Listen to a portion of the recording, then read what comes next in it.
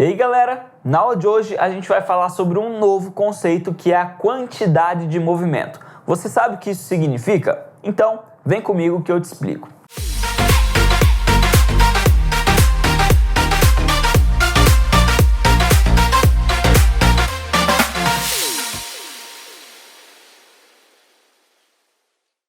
Então, pessoal, na aula de hoje a gente vai sair da parte de análise de energia e entrar numa outra parte com um conceito novo, que é a quantidade de movimento de um corpo, tá bom? Todo corpo possui quantidade de movimento, desde que ele possua velocidade, tá bom? Se um corpo está em repouso, a quantidade de movimento dele é igual a zero. A quantidade de movimento também pode ser chamada de momento linear. Então, nos exercícios, se aparecer a expressão momento linear, você já sabe que é a mesma coisa que quantidade de movimento. E a fórmula é muito simples, tá bom? A quantidade de movimento que é dada pela letra Q é igual à massa do corpo vezes a sua velocidade, tá bom? Então, quantidade de movimento, massa vezes velocidade, Q igual a mv, tá bom? E aí a gente consegue resolver vários exercícios utilizando essa pequena forma, tá bom? Então, imagina aqui um exemplo que eu tenho um carrinho de brinquedo de massa 50 quilos que está andando com uma velocidade de 10 metros por segundo.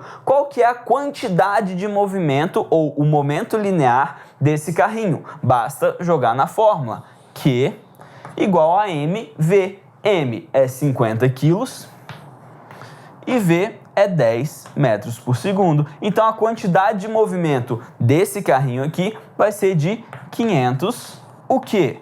Quilogramas vezes metro por segundo. Quantidade de movimento vai ter, então, a unidade da multiplicação da unidade de massa pela velocidade. Quilogramas metro por segundo, tá bom? Não tem uma outra unidade de medida associada a isso. Vai ser dessa forma.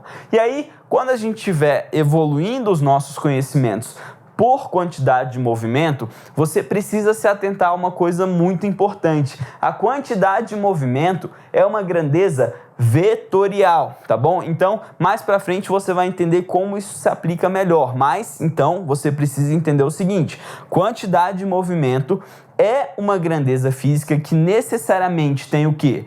Módulo, direção e sentido. A gente vai conseguir mostrar a quantidade de movimento em um vetor, aquelas setinhas que a gente já vem falando há muito tempo. Então, uma aula conceitual sobre quantidade de movimento. Na próxima aula a gente vai ver como que ela se conserva. Eu te vejo lá.